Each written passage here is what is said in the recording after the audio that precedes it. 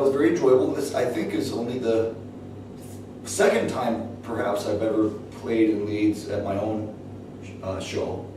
And then the third, because we did play the Leeds Festival once, that would be 3 total, and I think many years ago. So it had been a very long time, and I really didn't know what to expect or who would want to party with me, but I was very pleased with the energies of the people that came and the cheerfulness, because they were very amped up physically, but also very cheerful mentally, emotionally cheerful. So that was very, very, very humbling and made me feel very thankful.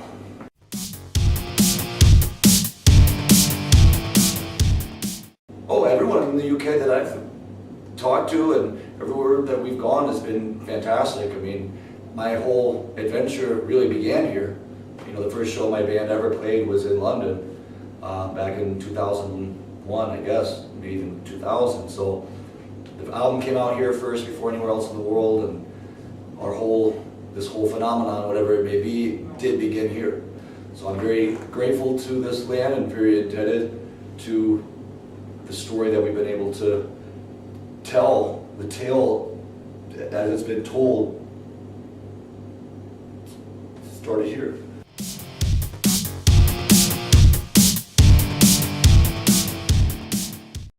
Well, I never got any jobs modeling, so it was, I don't know that I'd really say I did it at all, but I tried to do it and took photos to also be an actor, but none of that really worked. So I didn't have a bad time, but I didn't do anything, so I guess, does it count?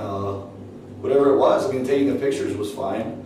You know, the photographers were always nice, and I did, I guess, just 2 photo shoots, so. But I saved the photos because I feel like they were, you know, a good memory of the times. It was right when I first moved to New York, so everyone was nice, but I just didn't really do anything, so that's why I decided to do partying instead.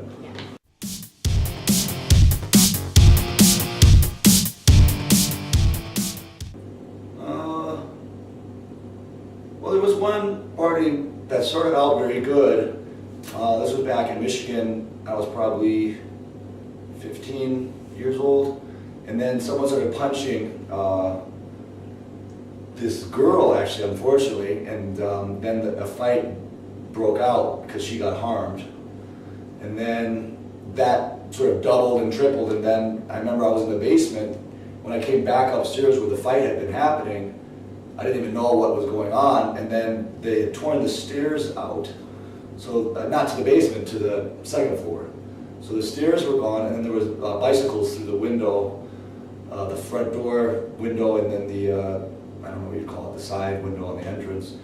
And then the police came, so then they ended that part of it. But it might have been for the best, because, I mean, the house probably would have been completely destroyed other than the stairs and the bikes and the windows. And then, you know, more people might have been harmed physically. So that was a bit scary, but again, fortunately I was okay, and then the girl healed up fine. She was my friend's girlfriend. She was really tough, so she healed up. And then everyone else just sort of went on their merry way, and it kind of dissolved. But it was not nice, you know.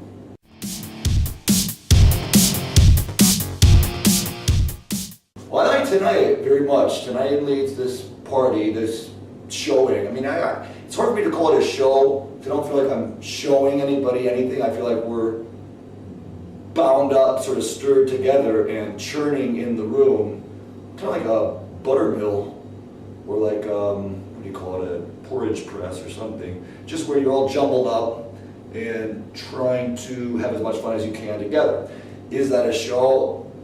I don't know, but to me, it really has that celebratory feeling that no matter, I wasn't thinking about tomorrow, I definitely wasn't thinking about yesterday, I was just thinking about right here at that time. And that's a very fun, exciting feeling. It really makes me feel like I'm 100% not dead. And that's how I'd like to stay for as long as possible.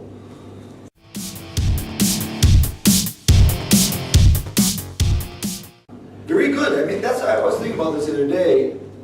You asked about UK, partying, and folks here, and then Japan. I mean, it is one of those things, like music, like a smile, like having to drink water, like having to breathe, that all humans can relate to. Yeah. So you can bring up the topic of breathing to someone anywhere in the world, and chances are you'll hit it off on that topic because they have a lot of experience with it, as anyone would. So with partying, I mean, I've yet to go anywhere or meet anybody that didn't enjoy having some fun. So fortunately, Japan or anywhere in the world, people are ready to have a celebration about life. And that's really all it is. And I didn't really think about that until we got to go all around the world, and I just noticed, like, wow, the shows actually don't feel that different. The parties don't feel that different. They feel very similar in a good way. So it bonds you with people in a good way.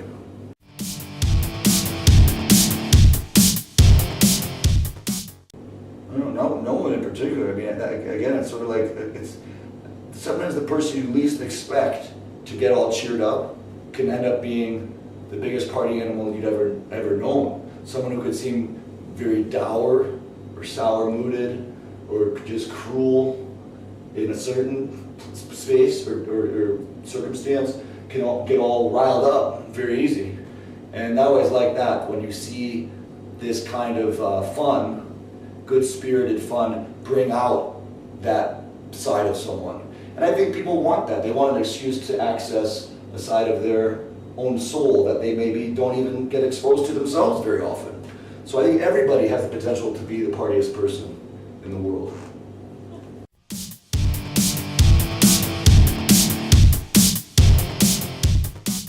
Well, that's a great question, and I've definitely tried to do that, and then there have been a few times when I didn't, and sometimes realized it right after, and then I have deleted it or reposted it later with the word some kind of partying added, or just sort of said, you know, maybe it's good sometimes to go against that party instinct, just to challenge yourself, because it felt very painful.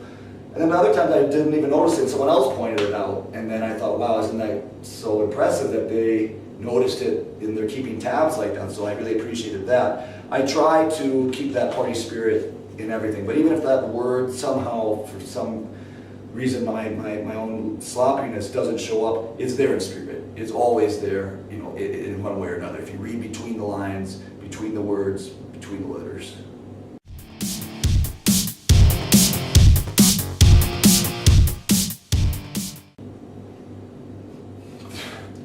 Partying. I mean, I was thinking about that also. Someone asked me about sort of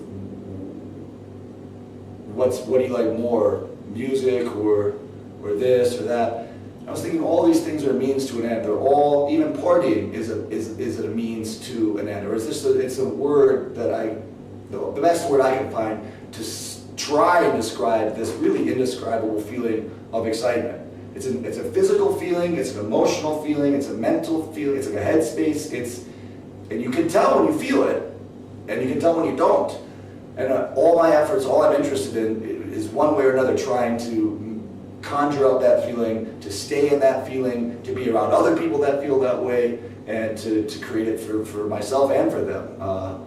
So that's my inspiration, is that feeling, whatever it is. You know, maybe that's what some people call God, maybe that's what some people call the meaning of life. Maybe that's what some people call eating candy, because that can do it too. I mean, if you eat a lot, especially like fruit, candy, and for some people fudge or chocolates. I mean, it's what you know when you feel it. Let's just put it that way.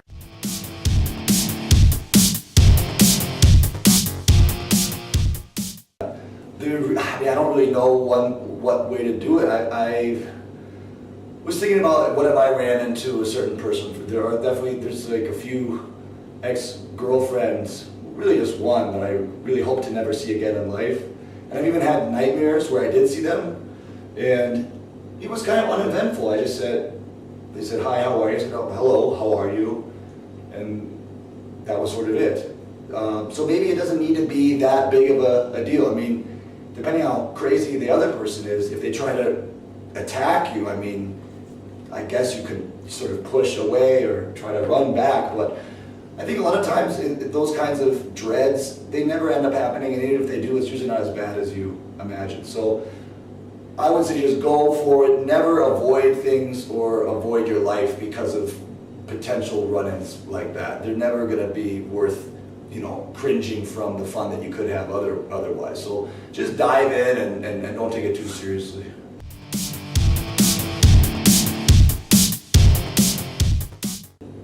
I actually saw this one as well, and I thought that was a very good question, began to wonder about it myself.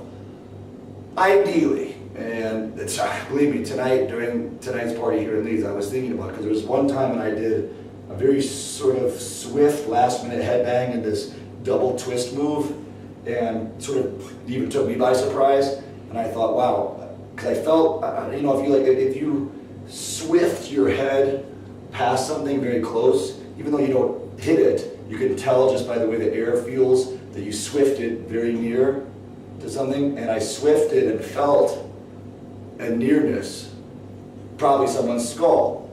And I thought, holy smokes, because the 3 times I've broken my nose on stage, 2 of the times were from doing a swift headbang into someone else's head. And it hurt very badly, and then the blood flowed. Now, fortunately, for me, because of my first album cover, people thought that was all part of the show and thought it was all by design, which I guess made it better. It still hurt very badly. I do prefer to keep the blood in my body. It is sort of used best inside rather than all kind of goes to waste. But that was my first album cover, and I just kept using that image. I just liked that bloody nose picture, and it became my logo, or not slogan, was like a mascot or something. And I haven't seen a lot of other people using that bloody nose ever, so I thought, okay, well, I'll just go with that. Sometimes you just feel like you were born to have a bloody nose, I guess, or just a photo of it. I do, again, prefer to keep the blood in my skull.